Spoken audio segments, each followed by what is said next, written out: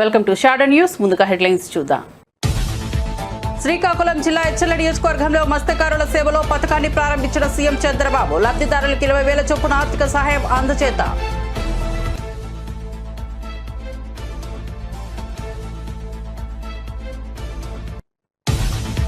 హైదరాబాద్ లో భారత్ సమ్మిట్ లో పాల్గొన్న రాహుల్ గాంధీ స్వాగతం పలికిన రేవంత్ రెడ్డి. హెచ్ఐసిసిలో భారత్ సమ్మిట్ అన్ని వర్గాల ఆకాంక్షలు నెరవేర్చడమే కాంగ్రెస్ లక్ష్యమన్న రేవంత్ రెడ్డి.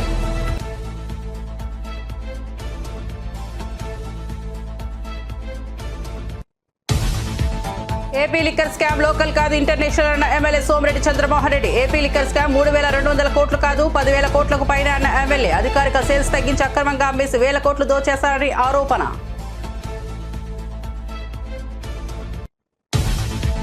పాక్ వెన్నులో వణుకు పుట్టేలా చర్యలు ఉంటాయన్న కేంద్ర మంత్రి బండి సంజయ్. పహల్గాం ఘటన ఉగ్రవాదుల రాక్షసత్వానికి పరాకాష్ట అన్న మంత్రి. ఈ ఘటనను ప్రతీకారంగా పాక్ వెన్నులో వణుకు పుట్టేలా చర్యలు ఉంటాయని వ్యాఖ్య. ఈ క్లిష్ట సమయంలో ప్రధాని మోదీ తీసుకునే కఠిన నిర్ణయాలకు అంత అండగా ఉండాలని పిలుపు. ఉగ్రదాడి విషాదకరమన్న షెహబాజ్ షరీఫ్. దాడి తర్వాత పాకిస్తాన్ పై నిందారోపణలు చేస్తున్నారని వ్యాఖ్య. తటస్థ పారదర్శక విచారణకు సిద్ధమని ప్రకటన. చర్చల ద్వారా సమస్యలు పరిష్కరించుకోవాలన్న పాక్ ప్రధాని.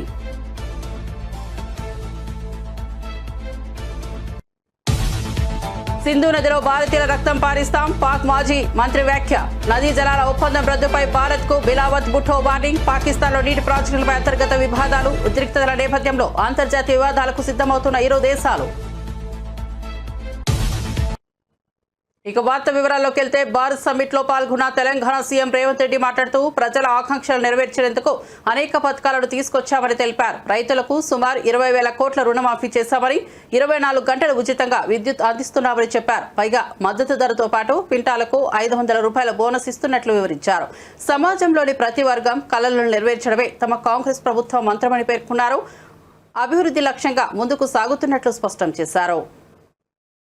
And also students were at the forefront of Telangana education, but nothing was done for them, their education or employment opportunities. Many youth pass out from college with a certificate but no skills. For such youth, we started the Young India Skills University. There were no government job recruitment or notifications. When we took charge in the first year, we could fill over 60,000 jobs in government.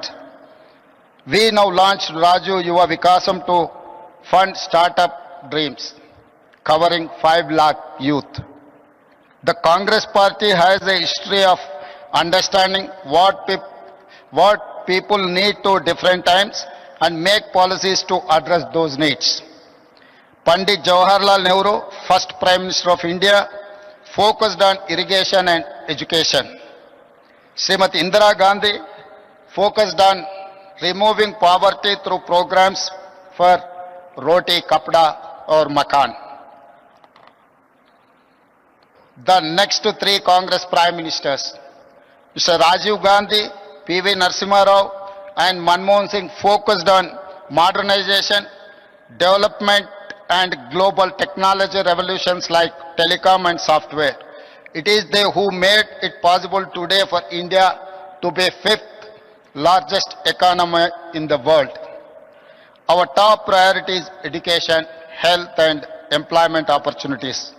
We attended investment summits in Davos, USA, South Korea, Japan and Singapore.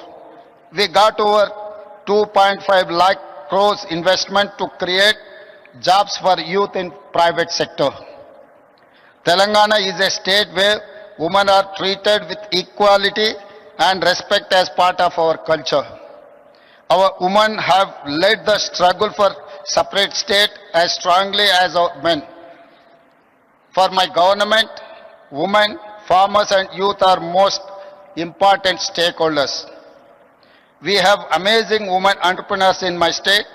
They are organized into self-help groups. It has 67 lakh members. We want to make 10 million women business successes. We want to see them grow into millionaires. We have made these women owners of solar power plants. Srikakulam జిల్లా ఎచ్చల నియోజకవర్గంలో మత్స్యకారుల సంక్షేమానికి పెద్దపీట వేసిన CM Chandrababu మత్స్యకారుల సేవలో అనే ప్రత్యేక పథకాన్ని ప్రారంభించారు. ఈ కార్యక్రమంలో భాగంగా లబ్ధిదారులకు ఒక్కొక్కరికి 20,000 ఆర్థిక సహాయం అందజేశారు. మత్స్యకారుల కష్టాలు తనకు గుర్తున్నాయని, వారి సమస్యలు, ఇబ్బందులు బాగా తెలుసుకున్నారని పేర్కొన్నారు. మత్స్యకారుల జీవితాల్లో వెలుగులు నింపేందుకు ప్రభుత్వం కృషి చేస్తోందని హామీ ఇచ్చారు. వారి ఆర్థిక అభివృద్ధికి మరిన్ని పథకాలు తీసుకొస్తామని తెలిపారు. చేపలు పట్టే ప్రతి ఒక్కరితో మాట్లాడాను. సముద్రం దగ్గరికి వెళ్ళాను. ఎవరైతే సముద్రంలో అప్పుడే చేపలు తీసుకొచ్చారో ఆ చేపలన్నీ చూశాను. అయితే ఇప్పటికే లేట్ అయింది కాబట్టి చాలా చేపలు చనిపోయే పరిస్థితి అడిగాను. బ్రతికి తీసుకొస్తారా లేకుంటే కొన్ని చనిపోతాయంటే 2 విధాలుగా ఉంటుందని వాళ్ళు చెప్పారు. నాకు ఎక్కడైతే పోలీస్ అయితే స్వాగతం పలికాడు. మొట్టమొదటిసారిగా నేను వస్తానే మీ ఊర్లో స్వాగతం పలికింది పోలీస్ స్వాగతం పలికాడు. పోలీస్ ఎట్లయితే బందోబస్తుగా వస్తారో దానికంటే సమర్థవంతంగా అన్ని నాకు ఎక్స్ప్లెయిన్ చేశాడు. మీ సమస్యలన్నీ అక్కడి నుంచి నేరుగా మీ కష్టాలన్నీ కూడా విన్నాను. ఆ కష్టాలన్నీ విన్న తర్వాత కొంతమంది ఆడబిడ్డలు ఎండు చేపల్ని ఏ విధంగా తయారు చేస్తారో అది కూడా చూశాను. ఎవరైనా చేపలు ఎక్కువగా వచ్చినప్పుడు అవి మిగిలిపోతే ఆ చేపల్ని ఏ విధంగా ఎండబెట్టాలనో ఎండబెట్టి మళ్లీ ఆ చేపలను నెత్తిన పెట్టుకొని గ్రామం పోయి అమ్ముకొని మళ్లీ ఇక్కడికి వస్తున్నారు. వాళ్ళ కష్టాలు చూశాను. అక్కడి నుంచి నేరుగా బోట్ ఏ విధంగా రిపేర్ చేస్తారో పడవలు అది కూడా చూశాను. ఈరోజు చిన్న స్పేర్ పార్ట్స్ కూడా లేకుండా ఎక్కడికో పోయి శ్రీకాకుళం విశాఖపట్నం పోయి తెచ్చుకునే పరిస్థితి ఉంది. ఇంకో పక్కనే చేపలన్నీ వచ్చినప్పుడు పట్టుకుని తీసుకుని ఎవరైతే అమ్ముతారో అది కూడా చూశాను. వాళ్ళకు కూడా చాలటువంటి ఈ యొక్క ఐస్ బాక్సులు ఉండడం, దానివల్ల కూడా ఇబ్బందులు ఇక్కడ చేసిన తర్వాత ఎక్కడ మార్కెట్లో రేటు బాగుంటే అక్కడ అమ్మే పరిస్థితికి వస్తున్నారు. మీరందరూ కూడా పేదవాళ్ల కష్టాలు చూశాను.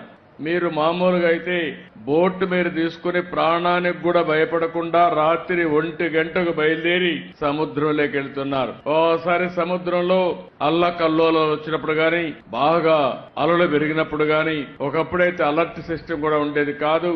ఇప్పుడు కూడా చాలా మంది ప్రాణాలు పోగొట్టుకునే పరిస్థితికి వస్తున్నారు. అయితే ఇక్కడ జరిగేది కొంతమంది బోట్లన్నీ వాళ్లే కొని మీ దగ్గర పెట్టుబడి లేదు కాబట్టి మీరు పట్టుకొచ్చిన చేపలు వాళ్లే తీసుకుని ఆ చేపల్లో సగం డబ్బులే మీకు ఇచ్చి వాళ్ళు మాత్రం బలిచిపోతున్నారు గాని బాగుపడుతున్నారు గాని మీరు మాత్రం నష్టపోతున్నారు. అది కూడా చూశాను. అక్కడి నుంచి పక్కనే వల రాత్రంతా వెళ్తారు. 1 గంటకో 2 గంటలకో మళ్ళా వస్తారు. అయిన తర్వాత ఆ వలంతా కూడా పోతే దాన్నంతా మళ్ళా. వైసీపీ పాలనలో ఇంటర్నేషనల్ స్థాయిలో లిక్కర్ స్కామ్ జరిగిందని టీడీపీ పొలిట్ బ్యూరో సభ్యులు సర్వేపల్లి ఎమ్మెల్యే సోమిరెడ్డి చంద్రమోహన్ రెడ్డి అమరావతిలోని టీడీపీ కేంద్ర కార్యాలయంలో మీడియాతో మాట్లాడుతూ ఉన్నారు. 1.30 లక్షల కోట్ల విలువైన నగదు లావాదేవీలు జరగడం దేశంలో ఎక్కడైనా చూసామా అని ఆయన ప్రశ్నించారు. అక్రమంగా దోచేయడం కోసమే మద్యం వ్యాపారంలో డిజిటల్ పేమెంట్లను జగన్ సర్కార్ అనుమతించలేదని ఆరోపించారు. నేననేది ఏంటంటే బహుశా దేశంలో ఏ దేశంలో అయినా 1,30,000 కోట్లు only cash transaction, no digital payment, no check payment or PhonePe, only cash. ఆనాడు prime minister Modi garu digital India అని చెప్పి పదే చెప్పాడు క్యాష్ ట్రాన్సాక్షన్స్ తగ్గించమని. ఈయన క్యాష్ ఆంధ్రప్రదేశ్గా మార్చాడు. ఈరోజు ఎంక్వైరీ జరుగుతుంది. ఆ ఎంక్వైరీలో కూడా అసలు లోతుగా పోవాల్సిన అవసరం ఉంది సిఐడికి. మీరేదో 3,200 కోట్లు అంటున్నారు మీరు, కానీ అనఫిషియల్ సేల్స్ మీరు అకౌంట్లోకి తీసుకోవటంలా. నేను ఒక మాట అంటాను, ఈడీ ఇంత మనీ లాండరింగ్ మీ లెక్క సిఐడి లెక్క, నేను తర్వాత కూర విషయాలు చెప్తా. 3,200 కోట్లు అంటే ఈడీ ఎందుకు ఎంటర్ కాదు? అసలు అప్పుడు కూడా 19 to 14, బిట్వీన్ 19 and 14 ఇన్ని వేల, మోర్ దాన్ 1 lakh crores, 1,30,000 కోట్లు ట్రాన్సాక్షన్. దానికి అసలు అప్పుడు ఎందుకు క్వశ్చన్ చేయలేదు సిబిఐ కానీ ఈడీ కానీ. ఇప్పుడు కూడా సిఐడి ఎంక్వైరీ చేస్తుంది, క్లియర్గా సమాచారం బయటకు వస్తుంది, ఎవిడెన్సు. ఇంకా ఎందుకు ఈడీ ఎంటర్ కాదు? నేనేమంటానంటే బోఫోర్స్ కుంభకోణం 2089 రాజీవ్ గాంధీని కొంపు ముంచేసింది. 60 కోట్లు. బోఫోర్స్ కుంభకోణం ఓన్లీ 60 crores. అయిపోయినాడు రాజీవ్ గాంధీ పాపం. 2014 2G స్కామ్, మన్మోహన్ సింగ్ అయిపోయినారు. ఈ 2 స్కామ్స్తో అసలు నేషనల్ పార్టీ జాతీయ హోదా కోల్పోయే పరిస్థితి కాంగ్రెస్ పార్టీకి వచ్చింది. బట్ అది 60 కోట్లయితే ఒక దేశంలో ప్రధానిని ప్రజలు మట్టుపెడితే ఇదంతా ఆషామాషి కేసా ఇది? ఆషామాషి కేసా ఇది? అంటే ఇప్పుడు నేను ఒక మాట చెప్తున్నాను, మీరు లెక్కలేసినారు. మధ్యలో ఓన్లీ కరోనా టైంలో 2020 మార్చ్ 23 నుంచి మే 4 ఓపెన్ చేసేసారు. షాప్స్ క్లోజ్ అయింది లెస్ దాన్ 2 months. ఒక మాట నేను అడుగుతుండా, 2018-19లో IML కేసెస్ 3,84,000. మధ్యలో జగన్మోహన్ రెడ్డి టైంలో 1,80,80,000. పహల్గామ్ ఘటనకు ప్రతీకారంగా దాయాది పాకిస్తాన్ వెన్నులో వణుకు పుట్టేలా భారత్ చర్యలు ఉంటాయని కేంద్ర మంత్రి బండి సంజయ్ తెలిపారు. MCHRDAలో నిర్వహించిన రోజ్గార్ మేళాలో ఆయన పాల్గొన్నారు. ఉద్యోగాలకు ఎంపికైన 100 మందికి నియామక పత్రాలు అందజేశారు. ఆ తర్వాత మంత్రి మాట్లాడుతూ పహల్గామ్ పాశవిక దాడి ఉగ్రవాదుల రాక్షసత్వానికి పరాకాష్ట అని అన్నారు. ఉగ్రవాదాన్ని ప్రోత్సహిస్తున్నట్లు పాక్ రక్షణ మంత్రి అంగీకరించారని గుర్తు చేశారు. కానీ తుపాకీ పట్టినోడు ఆ తుపాకీకే బలవుతాడని అన్నారు. ఈ విపత్కర పరిస్థితుల్లో ప్రధాని నరేంద్ర మోదీ తీసుకునే కఠిన నిర్ణయాలకు అందరూ అండగా నిలవాలని బండి సంజయ్ పిలుపునిచ్చారు. బాధాకర ఉదయంగా దేశవ్యాప్తంగా అందరికీ విజ్ఞప్తి చేస్తూ అందరి మైండ్ ఒక బాధాకర ఉదయంగా దేశవ్యాప్తంగా ఉంది. చాలా మంది మన పహల్గామ్లో జరిగినటువంటి సంఘటన అందరూ తెలిసింది. కానీ దాన్ని దృష్టిలో ఉంచుకొని రోజుగారి మీద వాయిదా వేయాలని చెప్పి ఆలోచన మోడీ లేదు. ఇది కూడా దేశ అభివృద్ధిలో ఒక భాగస్వామ్యం. మీ అందరికి జాబ్స్ ఇవ్వడం కూడా, మీ అందరికి జాబ్ చేయడం కూడా ఒక మంచి ఆలోచన. కాబట్టి ఈరోజు ఎలాంటి ఆడంబరాలు లేకుండా మనం సీదా సాగుగా ఈ కార్యక్రమం తీసుకుంటాం. చాలా మంది తుపాకీ ద్వారా ఏదో సాధించాలని చెప్పి తుపాకీ చేతబట్టిన వారందరూ కూడా ఆ తుపాకీకే బలైపోయిన విషయాన్ని మనం గుర్తుంచుకోవాల్సిన అవసరం. వాళ్ళ అమాయక ప్రజలను ఏ సంబంధం వ్యక్తుల మీద హత్య చేయడము ఇతర దుర్మార్గం కూడా కాదు. ఈ దేశము అన్ని రంగాల్లో అభివృద్ధి చెందుతున్న సందర్భంలో ఓరులేని పాకిస్తాన్ వంటి దేశం ఈరోజు భారతదేశం మీద ఏ విధంగా పగబట్టిందో మనం చూస్తున్నాం కదా. వాళ్ళ రాక్షసత్వానికి పరాకాష్ట మొన్న జరిగిన సంఘటన. ఇలా పాకిస్తాన్ లో ఇప్పటికీ తిండి లేదు. తిండి లేక ప్రజలు అల్లాడుతున్నారు. ఇవాళ బిచ్చబెట్టుకునే పరిస్థితి వాళ్ళ పాకిస్తాన్ లో ఉంది. అయినప్పుడు కూడా వాళ్ళ బుద్ధి మారేటువంటి ప్రయత్నం చేస్తున్నారు. వాళ్ళ సాక్షాత్తు పాకిస్తాన్ రక్షణ మంత్రి 30 సంవత్సరాల నుంచి ఉగ్రవాదాన్ని పెంచి పోషిస్తున్నాం, దీనివల్ల నష్టపోయినామని చెప్పి గుర్తించినప్పుడు కూడా ఇంకా ఇండియా మీద పగబట్టి ఈ దేశంలో అంతర్గత శాంతి భద్రత సృష్టించే ప్రయత్నం వాళ్ళ పాకిస్తాన్ చేస్తున్న విషయాన్ని మనం గుర్తుంచుకోవాలి. ఇటువంటి పరిస్థితుల్లో కేంద్రంలోనే నిలబడే ప్రభుత్వం తప్పకుండా పాకిస్తాన్ వెన్నులో వణుకు పుట్టే విధంగా గుణపాఠం తప్పదు. దీన్ని పాకిస్తాన్ భరించాల్సిందే. రాబోయే రోజుల్లో ఇటువంటి సంఘటనలను ఏ విధంగా మనం ఉపేక్షించరాదు. ఇటువంటి పరిస్థితుల్లో కఠిన నిర్ణయాలు తీసుకోబోతున్నటువంటి నరేంద్ర మోడీ గారి ప్రభుత్వానికి మనం అందరం కూడా అండగా ఉండాల్సిన బాధ్యత ప్రతి భారతీయుడి మీద ఉంది. కాబట్టి తప్పకుండా ఆ విధంగా మనం అందరం కూడా నరేంద్ర మోడీకి అండగా ఉండాలి. కాబట్టి పహల్గామ్లో ఉగ్రదాడిపై పాకిస్తాన్ ప్రధానమంత్రి షెహబాజ్ షరీఫ్ తొలిసారి స్పందించారు. దుర్ఘటన జరిగిన 4 రోజుల తర్వాత తీరిగ్గా స్పందిస్తూ భారత్ తమపై నిందారోపణలు చేస్తోందని అన్నారు. పహల్గామ్ ఘటన విషాదకరమని అంటూనే భారత్ నుంచి ఎలాంటి ముప్పు వాటిల్లినా ఎదుర్కొనేందుకు పాక్ సిద్ధంగా ఉందని ఆయన ప్రకటించారు. ఈ మేరకు Khyber Pakistan military academy graduation వేడుకల్లో షెహబాజ్ వ్యాఖ్యలు చేశారు. భారత ప్రభుత్వం తీసుకుంటున్న చర్యలను Shehbaz తప్పుపట్టారు. The vital national interests of Pakistan are lifeline, and for our 240 million people, let there be no doubt at all. its availability would be safeguarded at all cost and under all circumstances, inshallah.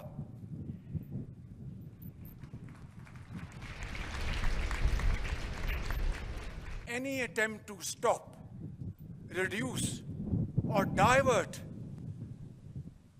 the flow of water belonging to Pakistan under the Indus Waters Treaty would be responded to with full force and might, and nobody should remain under any kind of false impression and confusion.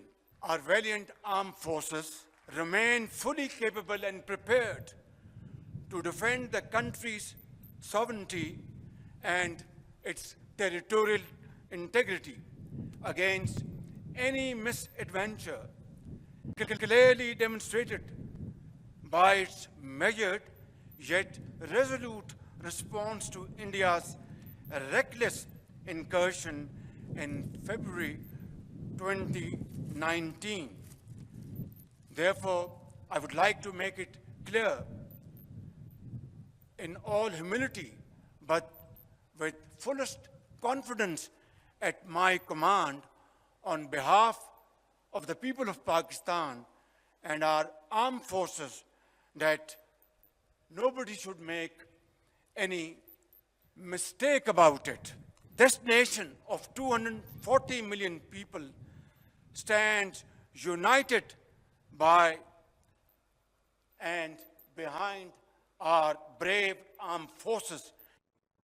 తమ party పోటీ పడలేకపోతోందని లోక్సభలో ప్రతిపక్ష నేత రాహుల్ గాంధీ ఆసక్తికర వ్యాఖ్యలు చేశారు. హైదరాబాద్లోని హెచ్ఐసిసిలో నిర్వహిస్తున్న భారత్ సమ్మిట్లో పాల్గొన్న ఆయన మాట్లాడుతూ తాను నిన్ననే రావాల్సి ఉన్న కశ్మీర్కు వెళ్లడం వల్ల రాలేకపోయారని, అందుకు క్షమించాలని కోరారు. దేశంలో ప్రస్తుతం ప్రతిపక్షాన్ని మాట్లాడనివ్వకుండా అణిచివేసే దూకుడు రాజకీయాలు కొనసాగుతున్నాయని లోక్సభ ప్రతిపక్ష నేత కాంగ్రెస్ ఎంపీ రాహుల్ గాంధీ అన్నారు.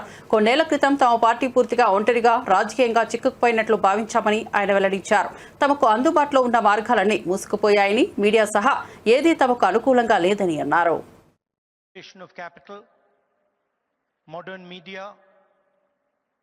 Modern social media. And so in a sense, the old politician is dead and a new politician, a new type of politician has to be constructed. And that really is the challenge in front of all of us. What does this new politics look like? What are the ideas that emerge from this new politics? I'm sure you've had a deep discussion about policies, about how we should think about education, how we should think about regaining the democratic space, how we should think about care. And each one of us has a particular view on that. So I'm not going to delve too much into the policy positions. I'm going to talk about what I think is the correct lens with which to approach our politics. Some years ago, we in the Congress Party felt completely trapped in this new politics, aggressive politics, a politics where the opposition is not talked to, but the idea is to crush the opposition. And we found that all our avenues were compromised. The media, the general atmosphere did not allow us to operate the way we would like. And so we reached back into our history and we decided to walk from Kanyakumari, which is one of the southernmost parts of our country, all the way to Kashmir, where I was yesterday. And I'd ఉగ్రవాదాన్ని ప్రోత్సహిస్తూ భారత్లో దాడులకు ప్రేరేపిస్తున్న పాకిస్తాన్కు చుక్క నీరు కూడా వదలబోమని కేంద్ర హోంమంత్రి అమిత్ షా సహా పలువురు నేతలు ప్రకటించిన విషయం తెలిసిందే. ఇందులో భాగంగా సింధు నది జలాల ఒప్పందాన్ని రద్దు చేసుకుంటున్నట్లు పాకిస్తాన్ ప్రభుత్వానికి కేంద్రం సమాచారం అందించింది. ఈ మేరకు ఓ లేఖ రాసింది. ఈ పరిణామంతో పాకిస్తాన్లో ఆందోళనలు వ్యక్తమవుతున్నాయి. జీవాధారంగా ఉన్న సింధు నదిలో నీటిని ఆపేస్తే పాకిస్తాన్ ఎడారిగా మారుతుందని ఈ క్రమంలోనే అక్కడి నేతలు ఆగ్రహంగా స్పందిస్తున్నారు. పాకిస్తాన్ విదేశాంగ శాఖ మాజీ మంత్రి బిలావల్ భుట్టో జర్దారి తీవ్రంగా స్పందించారు. సింధు నది ఒడ్డున సుఖూర్తో మాట్లాడుతూ సింధు నది పాకిస్తాన్దేనని గతంలో భారత్ అంగీకరించింది. ఇప్పుడు ఏకపక్షంగా ఒప్పందాన్ని రద్దు చేశారు. సింధు నది మాది, మాకే సొంతం. ఈ నదిలో నీరు ప్రవహిస్తోంది, లేదంటే వారి రక్తమైనా ప్రవహిస్తుందంటూ తీవ్ర పదజాలంతో హెచ్చరించారు.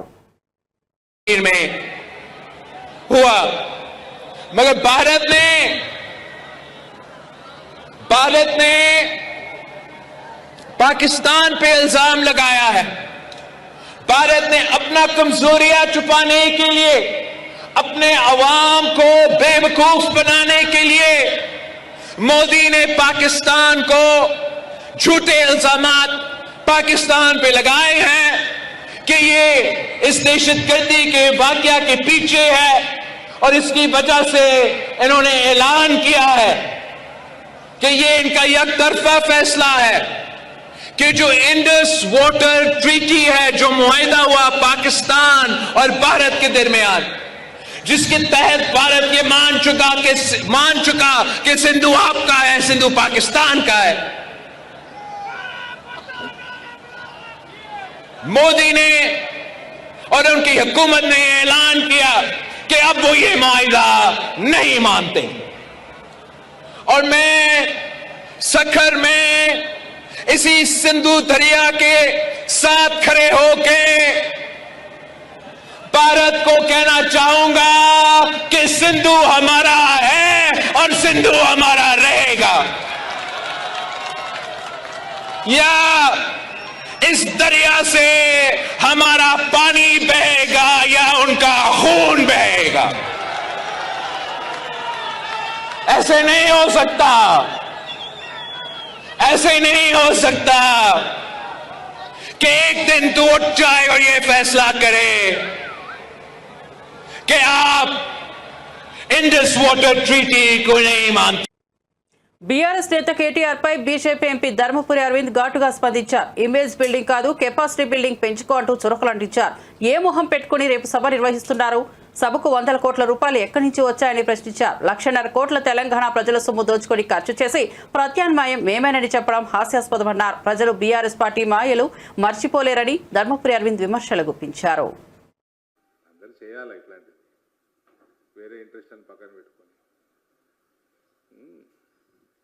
సో మీ ద్వారా కూడా ప్రజలకు తెలిసింది, కానీ కొన్ని విషయాలు తెలియనివి కూడా ఉంటాయి ఇందులో. సో అవన్నీ ఒకసారి మీ ముందర పెట్టడం, ఒక పార్లమెంట్ సభ్యుడిగా, ఒక బీజేపీ కార్యకర్తగా నా కర్తవ్యం. అది క్యారీ చేయాలా లేదో మీ కర్తవ్యం, మీరు ఆలోచన చేసుకోండి.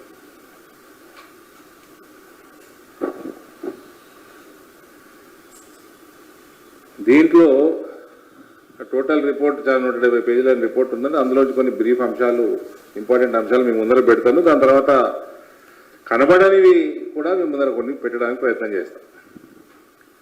సో బేసికల్గా ఈ గత ప్రభుత్వం చేపట్టిన ఓవరాల్ కాళేశ్వరం ప్రాజెక్టు, అందులో మేడిగడ్డ చేయమని అనుకోకండి, వాళ్ళు రాసి ఉంటారు. రైట్ ఫ్రమ్ స్క్రాచ్ ఈ ప్రాజెక్టు స్కామ్ కోసమే టేకప్ చేసిండ్రు.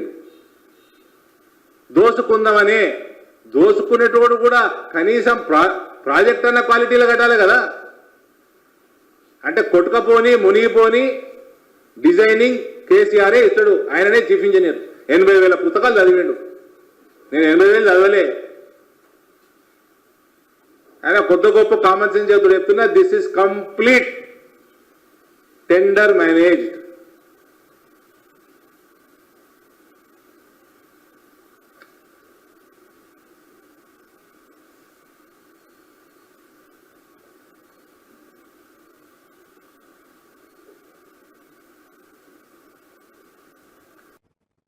బీఆర్ఎస్ ఎమ్మెల్సీ కల్వకుంట్ల కవితపై TPCC chief Mahesh Kumar Goud counter ఇచ్చారు. నిజంగా కవితకు చిత్తశుద్ధి ఉంటే ముందు తన లిక్కర్ వ్యాపార లెక్కలు బయట పెట్టాలని డిమాండ్ చేశారు. లిక్కర్ వ్యాపారం చేసి తాన్నే రౌడీగా ప్రకటించుకున్న కవితకు దేశం కోసం అహర్నిశలు పనిచేస్తున్న రాహుల్ గాంధీ గురించి మాట్లాడే అర్హత లేదన్నారు.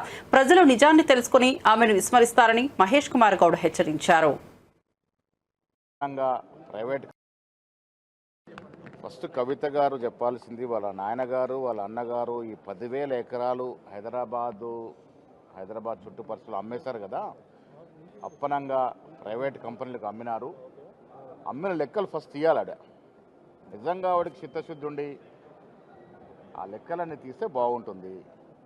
తర్వాత లిక్కర్లో వ్యాపారం చేసి తనకు తన యొక్క మెగా రౌడీ అని చెప్పుకున్నటువంటి కవిత గారికి దేశం కోసం హార్నిశలు శ్రమిస్తున్న రాహుల్ గాంధీ గారి గురించి మాట్లాడితే ప్రజలు హర్షిస్తారని నేను అనుకోవట్లేదు. ఏపీ కూటమి ప్రభుత్వం స్కీములు కాకుండా స్కామ్లకే పెట్టిందని వైఎస్ఆర్సీపీ అధికార ప్రతినిధి పుత్తా శివశంకర్ రెడ్డి ఆరోపించారు. 1 కంటే తక్కువ ధరకే భూములను కారు చౌకగా అమ్ముకుంటూ దోపిడీ చేస్తున్నారని విమర్శించారు. గతంలో ఐటీ పేరుతో అనుచరులకు భూములు కట్టబెట్టిన చంద్రబాబు నేడు ఏఐ పేరుతో అదే పని చేస్తున్నారని చెప్పారు. ఊరు పేరు లేని ఉర్సా కంపెనీకి 3,000 కోట్ల విలువైన భూములు కేటాయించడం దీనికి స్పష్టమైన ఉదాహరణ అని తీవ్ర వ్యాఖ్యలు చేశారు. కారు చౌకగా కనీసము టీ రేటు కంటే తక్కువ ధరలకే ఇచ్చి అడ్డగోలుగా భూముల యొక్క దోపిడీ అనేటువంటిది కొనసాగుతూ ఉంది. మామూలుగా మనము కొత్తగా ప్రభుత్వం ఏర్పడిన తర్వాత చంద్రబాబు నాయుడు గారు వచ్చి ఆర్టిఫిషియల్ ఇంటెలిజెన్సీ ఏఐ అన్నారు. అప్పుడే మాకు అర్థమైంది ఏంటంటే గతంలో కూడా ఐటీ అని చెప్పి నేదురుమల జనార్దన్ రెడ్డి గారు ఏదైతే ఆల్రెడీ కాంగ్రెస్ హయాంలో సైబర్ టవర్స్ అనేటువంటి దగ్గర ఐటీ అది చేసి పనులు జరుగుతున్నా కార్యకలాపాలు జరుగుతున్నా కూడా అక్కడికి మళ్ళీ కొబ్బరికాయ కొట్టి ఆ చుట్టుపక్కలంతా కూడాను భూములని రియల్ ఎస్టేట్ వ్యాపారానికి తన అనుచరులకి సహచరులకి ఇచ్చి ఆ యొక్క బిల్డింగ్ నిర్మాణాలకు కూడాను తన అనుంగులకి ఇచ్చి ఏ విధంగా చంద్రబాబు నాయుడు గారు చేశారనేటువంటిది అర్థమవుతుంది. తర్వాత కొత్త రాష్ట్రం ఏర్పడిన తర్వాత 2014లో అమరావతి అన్నారు. ఆహా, ఏదో అమరావతి కడతాళ్లే బిల్డింగ్ అనేటువంటిది ప్రజలు కూడా ఆశించారు, ఎదురు చూశారు.